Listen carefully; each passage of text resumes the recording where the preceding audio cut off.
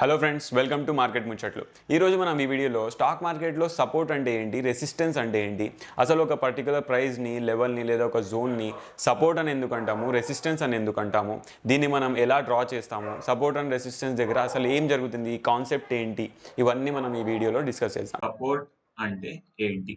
For example ఒక product కావచ్చు లేదా ఒక స్టాక్ కావచ్చు. సో అది ఏం చేస్తుంది, ఫాలో అవుతా వచ్చింది. ఫర్ ఎగ్జాంపుల్ ఒక ఫ్రూట్ ఉంది అనుకుందాం. ఫ్రూటో లేదా వెజిటేబుల్ ఏదో ఒకటి ఉంది. దాని ప్రైస్ ఇలా పడిపోతూ వస్తుంది. అంటే 100 నుంచి దగ్గర దగ్గర ఇది 80 వరకు వచ్చేసింది అనుకుందాం. సో ఈ 80 వరకు వచ్చినప్పుడు ఆటోమేటిక్ ఇది ఏం చేసింది, ఇక్కడ నుంచి ఒక సపోర్ట్ తీసుకుంది. అంటే దీనికన్నా కిందికి పోకుండా ఒక సపోర్ట్ తీసుకొని ఇక్కడ నుంచి బౌన్స్ బ్యాక్ అయింది. అంటే రివర్స్ అయిపోయింది ఇది. ఇంతవరకు ఫాలింగ్ లో ఉన్న, అంటే ఇంతవరకు ఫాలింగ్ లో ఉన్న ఒక ప్రైస్, ఒక పర్టికులర్ ప్రోడక్ట్ ఒక ప్రైస్, అది ఏం చేసింది, ఒక పర్టికులర్ ప్రైస్ దగ్గర లేదా ఒక జోన్ దగ్గరకు వచ్చినప్పుడు ఏం చేసింది, అక్కడ నుంచి బౌన్స్ బ్యాక్ ఇచ్చింది. అంటే దానికన్నా కిందికి పోకుండా అగైన్ మళ్ళీ ఇది 90, 100 వరకు వెళ్ళిపోయింది. సో ఈ పర్టికులర్ ప్రైస్ ని మన సారీ ఈ పర్టికులర్ జోన్ ని మనం ఏమంటాం, ఇక్కడ సపోర్ట్ అని పిలుస్తాం.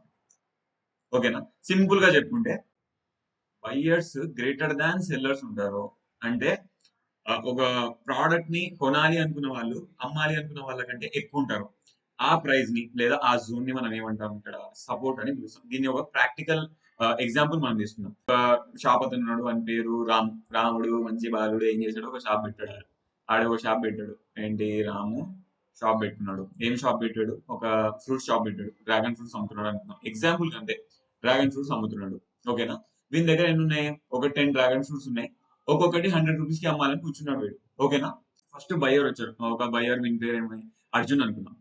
ఫస్ట్ అర్జున్ వచ్చి ఏమన్నాడు, రాము నాకు అవసరం ఉంది, ఈ పర్టికులర్ డ్రాగన్ ఫ్రూట్ ఏదైతే ఉందో అది నాకు కావాలి. నువ్వు చెప్పిన ప్రైస్ నువ్వు ఏమన్నావు, ఒక్కొక్క ఫ్రూట్ కి 100 రూపీస్ అన్నావు. దాని లెక్కన నేను నీకు 1000 రూపీస్ పే చేస్తాను అన్నాడు.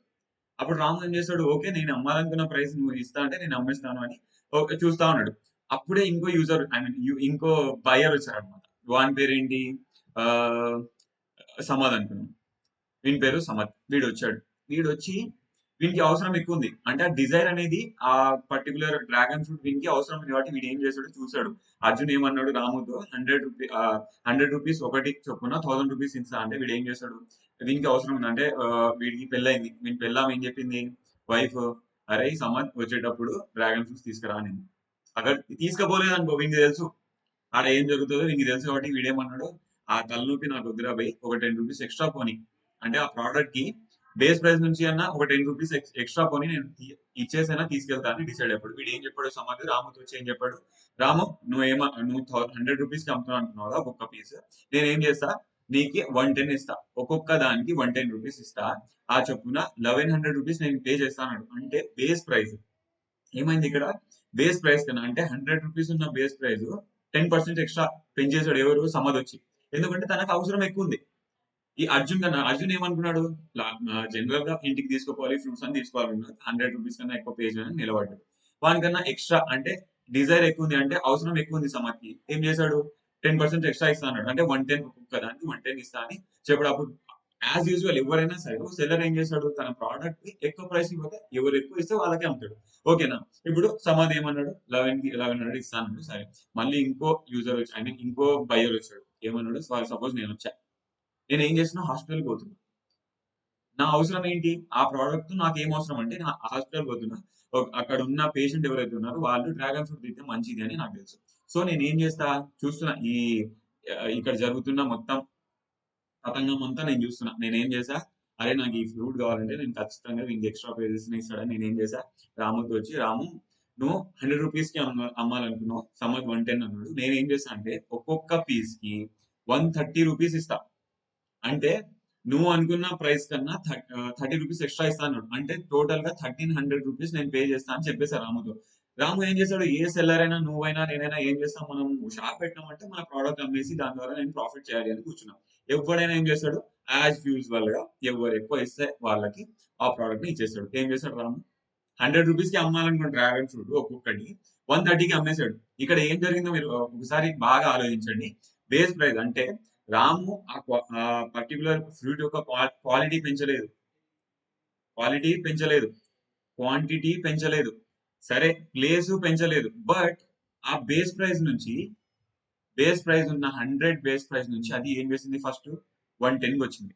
110 నుంచి మళ్ళీ ఎక్కడికి వచ్చింది 130కి వచ్చింది. అంటే బేస్ ప్రైస్ 100 నుంచి 130 అంటే అరౌండ్ ఇక్కడ 30% వరకు ఎక్స్ట్రా పే చేసి బయర్స్ అనేవాళ్ళు తీసుకున్నారు. ఎందుకు తీసుకున్నారంటే అవసరం డిమాండ్ ఎక్కువ ఉంది. ఇక్కడ ఎవరైనా ఏ ప్రోడక్ట్ అయినా సరే అది స్టాక్ మార్కెట్ లో ఉన్న స్టాక్స్ కావచ్చు లేదా బయట ఉన్న ప్రొడక్ట్స్ కావచ్చు ఏదైనా కావచ్చు.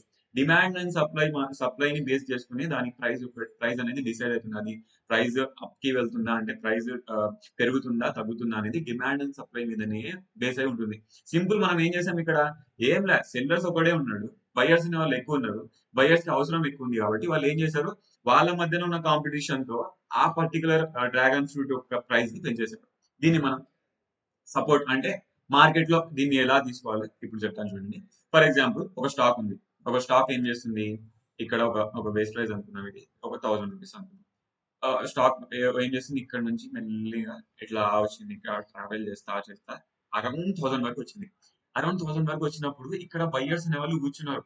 అంటే వీళ్ళు ఎందుకు కూర్చున్నారు ఈ పర్టికులర్ ప్రైస్ ఈ 1100 వీళ్ళు పే చేయాలి అనుకోవట్లేదు. ఎప్పుడైతే 100 దగ్గరకు వస్తుందో అప్పుడు దీన్ని వీళ్ళు బై చేయాలి అని కూర్చున్నారు. ఇక్కడ ఎవరైనా ఉండొచ్చు స్టాక్ మార్కెట్ లో పార్టిసిపెంట్స్ అంటే వీళ్ళు ఎఫ్ఐఐ కావచ్చు, ఎఫ్ఐఎస్ కావచ్చు, డిఐఐస్ కావచ్చు, మనలాంటి రీటైలర్ మనలాంటి పిల్లవచనాలు కావచ్చు, లేదా హెడ్జ్ ఫండ్ మేనేజ్ చేసే వాళ్ళు కావచ్చు, ఎవరైనా కావచ్చు అందరు కూర్చున్నారు ఇక్కడ. స్టాక్ మార్కెట్ లో ప్రతి ఒక్కడు ఉంటాడు.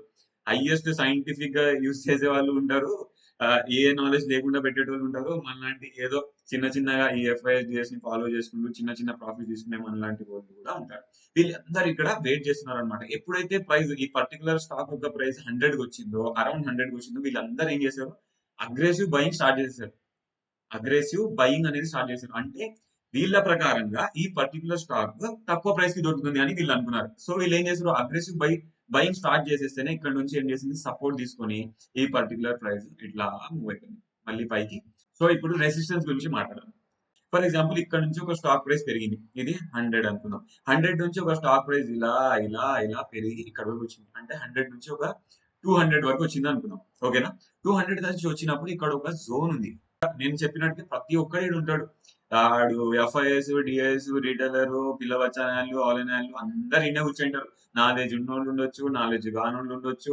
అందరు ఈడ కూర్చొని ఏం చేశారు ఈ పర్టికులర్ స్టాక్ యొక్క ప్రైస్ దీనికన్నా పైకి వెళ్ళదు అని డిసైడ్ అయిపోయారు. అండ్ ఈడ బయ్యర్స్ ఎవరైతే 100 కి కొన్నారో వీళ్ళకి కూడా ఒక పర్స్పెక్టివ్ ఉంటుంది. అంటే నేను 100 కి బై చేశా.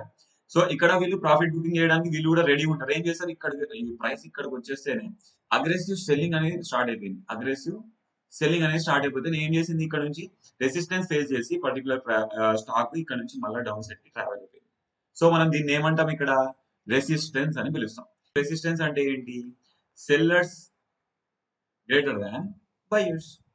సింపుల్ ఆపోజిట్ ప్రాక్టికల్ ఎగ్జాంపుల్ తీసుకున్నాం. ఓకేనా? ఇప్పుడు ఏం చేశారంటే ఇక్కడ సెల్లర్స్ కూర్చున్నారు. ఇక్కడ సెల్లర్స్ ఎక్కువ ఉన్నారు. వీళ్ళందరూ సెల్ చేయడానికి కూర్చున్నారు. వీళ్ళు షాప్ పెట్టారు. ఏం షాప్ క్లాత్ షాప్ పెట్టారు లేదా ఒక జాకెట్ అమ్ముతున్నారు అనుకో ఒక ప్రోడక్ట్ అమ్ముతున్నారు అనుకో ఒక జాకెట్ అమ్ముతున్నారు దాని ప్రైస్ ఏంటి 1000 రూపీస్ వీళ్ళు అమ్మాలని కూర్చున్నారు. ఓకేనా? ఇప్పుడు బయర్స్ ఎక్కువ మంది లేరు ఇక్కడ. ఓన్లీ వన్ బయ్యర్ సింగల్ ఆత షేర్ అని ఒకడే కూర్చున్నాడు. వీడు వచ్చి వీనికి అవసరం ఉంది ప్రోడక్ట్ అంటే ఆ పర్టికులర్ జాకెట్ తో వీనికి అవసరం ఉంది. వీడు వెళ్ళి ఫస్ట్ నా దగ్గరకు వస్తే నేను ఏమన్నా ఇంకి సార్ ఇప్పుడు బయ్యర్ తో మనం అంటనే మాట్లాడారు. అంటే షాప్ పెట్టిన వాళ్ళు వాళ్ళకి అర్థమవుతుంది. ఏంటంటే వెళ్ళిపోతాడు. నేను వచ్చా సార్ నా దగ్గర ఉన్న జాకెట్ కి మంచి మంచి క్వాలిటీ ఉంది. మంచి డిజైన్ ఉంది అని చెప్పి 1000 రూపీస్ సార్ ఒక్కొక్కటి అని చెప్పా. బయ్యర్ ఇట్లా ఆలోచిస్తున్నాడు. సడన్ గా అర్జున్ వచ్చాడు. అంటే సెల్లర్ 2 వచ్చాడు. ఏం చేశాడు వాడు ఉన్నది ఈ జాకెట్ సేమ్ క్వాలిటీ సేమ్ ఉంది. క్వాంటిటీ సేమ్ ఉంది వీళ్ళ దగ్గర. ఒకటే ప్లేస్ దగ్గర కూర్చున్నారు. వీడు ఏం చేశాడు అరే భయ్ ఎట్లా దీనికి బయర్స్ లేరు అంటే డిమాండ్ లేదు అని వీళ్ళకి అర్థమైపోయింది. ఆ పర్టికులర్ ప్రోడక్ట్ కి అంటే ఆ జాకెట్ కి ఎక్కువ డిమాండ్ లేదు. సో వీడు ఏం చేశాడు సార్ ఈడ కూర్చున్న బయ్యర్ ఎవరు రాము అనుకున్నాను. ఇప్పుడు ఈసారి రాము సెల్లర్ కదా బయ్యర్ అనుకున్నాం. సో రాముని పిలిచి అర్జున్ ఏమన్నాడు రాము నా దగ్గర same quality same design same క్వాంటిటీలో ఉంది. నేను ఏం చేస్తాను అంటే నీకు 900 కి ఇస్తాను. ఏ బయ్యర్ అయినా ఏం చేశాడు ఒక product same quality same place లో సేమ్ డిజైన్ లో తక్కువ దొరికితే వాడు ఏం చేశాడు ఆబ్వియస్ గా దొబ్బేరు ఆఫీర్ గా నేను 1 దగ్గర తీసుకుంటాను అర్జున్ దగ్గర పోతాడు.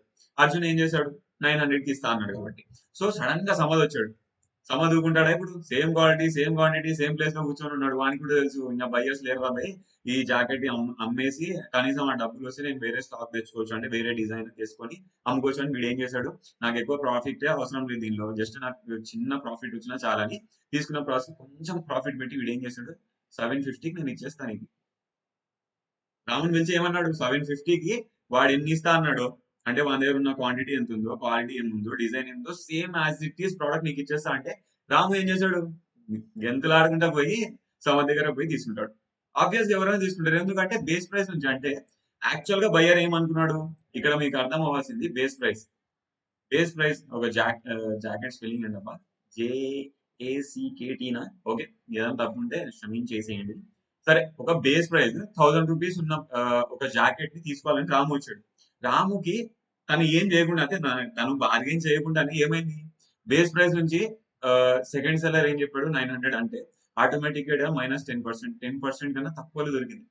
మళ్ళీ ఇంకోటి వచ్చి ఏమన్నాడు, 750కి ఇచ్చేస్తా అన్నాడు. అంటే బేస్ ప్రైస్ నుంచి అరౌండ్ 25% వరకు ఈ బయ్యర్ ఎవరైతే ఉన్నారో రాముకి 25% ప్రైస్ తగ్గిపోయి దొరుకుతుంది. సో ఏం చేశాడు వాడు, తీసుకుని వెళ్ళిపోయాడు. Simple concept. ఎక్కువ మంది సెల్ చేసే వాళ్ళు ఉండి తక్కువ మంది కొనే వాళ్ళు ఉంటే ఆటోమేటిక్ ఏమవుతుంది, ఆ ప్రోడక్ట్ యొక్క ప్రైస్, బేస్ ప్రైస్ ఏమవుతుంది, కిందికి పడిపోతుంది. అంతే. సపోర్ట్ అండ్ రెసిస్టెన్స్ అంటే అంతే. యూట్యూబ్ లో ఏదో పెద్ద అనలైజ్ చేసేస్తున్నారు, మార్కెట్ ఇక్కడ సపోర్ట్ తీసుకుంటే ఏమో విడిపోయి ఆ మార్కెట్ ని ఆపినట్టు. ఏం లేదు, మార్కెట్ లో ప్రీవియస్ డేస్ లో, ప్రీవియస్ వీక్స్ లో, ప్రీవియస్ మంత్స్ లో ఎక్కడైతే ప్రైస్ రియాక్షన్ ఇచ్చిందో ఆ రియాక్షన్ ని వీళ్ళు ఎన్లార్జ్ చేసి, అంటే ముందకి లాగి ఇక్కడ నుంచి మళ్ళీ బౌన్స్ బ్యాక్ అవ్వచ్చు, అంటే సైకాలజీ అది. ఎవరైనా సరే, నేనైనా సరే ఏం చేస్తాను, ఒక స్టాక్ ని చూస్తా ఉంటా, 100 నుంచి అది 110 కి 110, 120, 200 కి పోయింది, మళ్ళీ 100 దగ్గర వచ్చినప్పుడు దీన్ని మనం ఈసారి ట్రాక్ చేయాలిరా, ఈసారి నేను 100 దగ్గర వచ్చి తీసుకోవాలి, జస్ట్ అంతే. ఎక్కువ లాజిక్, మనం ఎక్కువ బ్రెయిన్ యూజ్ చేయాల్సిన అవసరమే లేదు ఇక్కడ, ఓకేనా. దీన్ని మనం ఇప్పుడు ప్రాక్టికల్ గా చూద్దాం. ఫర్ ఎగ్జాంపుల్ ఇప్పుడు మనం నిఫ్టీ 50 చార్ట్ తీసుకున్నాం, అంటే ఇది ఒక ఇండెక్స్ అన్నమాట. సో ఇక్కడ డే టైం ఫ్రేమ్ లో ఉన్నాం మనం, ఇక్కడ చూడొచ్చు మీరు, డే టైం ఫ్రేమ్ లో మనం ఉన్నాం. ఇక్కడ టైం ఫ్రేమ్ అనేది మనం మార్చుకోవచ్చు. మీకు ఈ ట్రేడింగ్ ని ఎలా యూజ్ చేయాలి, ఇది ఏమైనా డౌట్ ఉంటే కూడా నాకు కామెంట్ చేయండి, నేను ఖచ్చితంగా దానికి కూడా ఒక వీడియో చేస్తాను. ఒక హారిజాంటల్ లైన్ అనుకుందాం, హారిజాంటల్ లైన్ తీసుకొని ఎక్కడైతే ప్రైస్ వచ్చి అక్కడ నుంచి బౌన్స్ బ్యాక్ అయిందో అలాంటి పాయింట్స్ మనం తీసుకున్నాం. ఇక్కడ బాగా మంచిగా చూడండి మీరు, ఇక్కడ నుంచి చాలా సార్లు ఏమైంది ప్రైస్, మీరు చూడొచ్చు.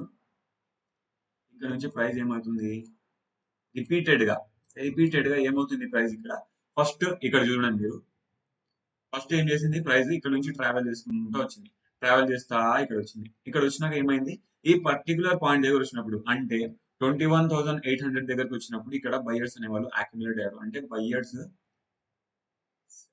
బై చేయడం స్టార్ట్ చేశారు. ఇక్కడ నుంచి మళ్ళీ ఏం చేసింది, ప్రైస్ అనేది ఇక్కడ నుంచి ట్రావెల్ చేసింది ఇక్కడికి, ఇక్కడ నుంచి మెల్లిగా ఇట్లా ట్రావెల్ చేసింది, చేసి ఇక్కడ ఒక రిజెక్షన్ చూసి మళ్ళా వచ్చింది. మళ్ళీ ఇంత ఇంత భారీ రిజెక్షన్ ఇక్కడ తీసుకెళ్ళి కదా, ఈ రిజెక్షన్ చూడండి ఎంత పెద్ద పెద్ద ఉన్నాయి. బట్ ఇంత సెల్లింగ్ వచ్చినా సరే, ఎప్పుడైతే మళ్ళీ ప్రీవియస్ డేస్ లో, అంటే ఇక్కడ మనకి ఇక్కడ తీసుకున్న సపోర్ట్ ఏదైతే ఉందో ఆ జోన్ కి వచ్చినప్పుడు మళ్ళీ ఏం చేసింది ప్రైస్, మెల్లిగా అక్కడ నుంచి మళ్ళీ సపోర్ట్ తీసుకుంది, అంటే మళ్ళీ బయ్యర్స్ అనే వాళ్ళు ఇక్కడ అక్యుములేట్, యాక్టివేట్, అగ్రెసివ్ బయింగ్ అనేది జరిగింది. మళ్ళీ ఇక్కడ నుంచి ఏం చేసింది, మెల్లిగా ఇట్లా పైకి వెళ్ళింది ప్రైస్. అంటే ఈ పర్టికులర్ జోన్ ఏదైతే ఉందో ఇది ఇప్పుడు ఏం చేస్తుంది, ఒక సపోర్ట్ లాగా వర్క్ చేస్తుంది. ఫస్ట్ టచ్, ఇది సెకండ్ టచ్, మళ్ళీ ఇక్కడ వరకు వెళ్ళింది, ఇక్కడ నుంచి మళ్ళీ రిజెక్షన్ ఫేస్ చేసి కిందికి వచ్చిందా, కిందికి వచ్చినప్పుడు బాగా అబ్జర్వ్ చేయండి మీరు, ఎప్పుడైతే 21,800, ఈ 21,800 దగ్గర ప్రైస్ వస్తుందో అప్పుడే బయర్స్ అనే వాళ్ళు యాక్టివేట్ అవుతున్నారు. ఎప్పుడైనా సరే సపోర్ట్ అయినా రెసిస్టెన్స్ అయినా మీరు డ్రా చేసేటప్పుడు పర్టికులర్ గా ఒక లైన్ గీసి దాన్ని సపోర్ట్ అండ్ రెసిస్టెన్స్ కదా తీసుకోకూడదు. మనకి దీనిలో యాక్యురసీ ఎక్కువ ఉండాలి అంటే ఒక జోన్ ప్రిపేర్ చేయాలి. జోన్ ఇప్పుడు చూడండి, నేను ఏం చేశాను, ఒక జోన్ క్రియేట్ చేశాను. సరే ఇప్పుడు ఏమవుతుందో ఈ పెన్నుతో యూజ్ చేయడం కొంచెం కష్టంగా ఉంది, అడ్జస్ట్ అయిపోండి. సో ఇక్కడ ఒక జోన్ అనేది నేను క్రియేట్ చేశాను, కనిపిస్తుందా మీకు.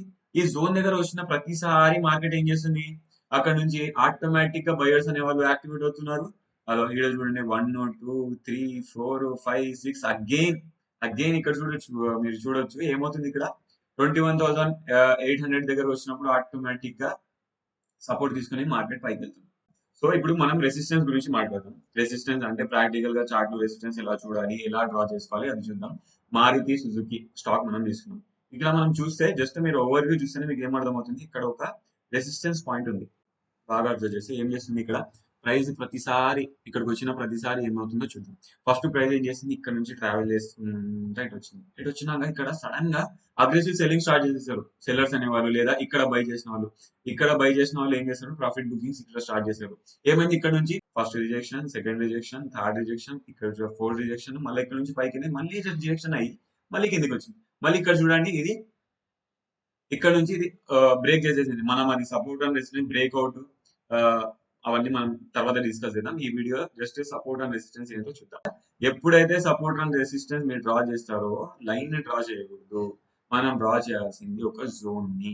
జోన్ క్రియేట్ చేస్తే మనకి మాక్సిమం టచ్ పాయింట్స్ అనేవి మనం కన్సిడర్ చేయాలి. ఇక్కడ నుంచి తీసుకొని ఇక్కడ వరకు ఒకటి పెట్టాలి. ఏమవుతుంది ఇక్కడ కొంచెం అంటే మనం లైన్ తీసుకుని అంటే సింగిల్ పాయింట్ లో ఒక లైన్ తీసుకొని సపోర్ట్ అండ్ రెసిస్టెన్స్ మనం డ్రా చేస్తే మనం ఏమంటారు ట్రాప్ అవడానికి ఛాన్సెస్ ఎక్కువ ఉంటాయి. ఎందుకంటే జస్ట్ అది టచ్ చేసిన మనం సెల్ చేయడము బై చేయడము చేసాం అనుకోండి, కన్ఫర్మేషన్ అనేది ఉండదు. అదే ఇక్కడ చూడండి మనకి ఏమవుతుంది, ఒక జోన్ ఉంది, ఒక జోన్ నుంచి ఇది ఇక్కడ ఒకసారి second time, third time, fourth time, fifth time, that's it. ఇదే రెసిస్టెన్స్. ఓకేనా. నెక్స్ట్ వీడియోలో అసలు ఈ రెసిస్టెన్స్ సపోర్ట్ అండ్ రెసిస్టెన్స్, ఒక మంచి సపోర్ట్ మంచి రెసిస్టెన్స్ అని మనం దేని అంటామో అది కూడా డిస్కస్ చేద్దాం. సో ఇది ఫ్రెండ్స్ సపోర్ట్ అండ్ రెసిస్టెన్స్ గురించి మనం తెలుసుకోవాల్సింది. ఇంకో వీడియోలో ఈ సపోర్ట్ అండ్ రెసిస్టెన్స్ని బేస్ చేసుకొని మనం ఎలా ట్రేడ్ తీసుకోవాలి, ఎలాంటి కండిషన్స్ అప్లై చేయాలి, ఇది కూడా మనం డిస్కస్ చేద్దాం. స్టాక్ మార్కెట్ గురించి బేసిక్స్ నుంచి నేర్చుకోవాలనుకుంటే ఈ ఛానల్ని సబ్స్క్రైబ్ చేసుకోండి. వీడియో నచ్చితే లైక్ చేయండి, కామెంట్ చేయండి, అవసరమైన వాళ్ళకి షేర్ చేయండి. Thank you for watching.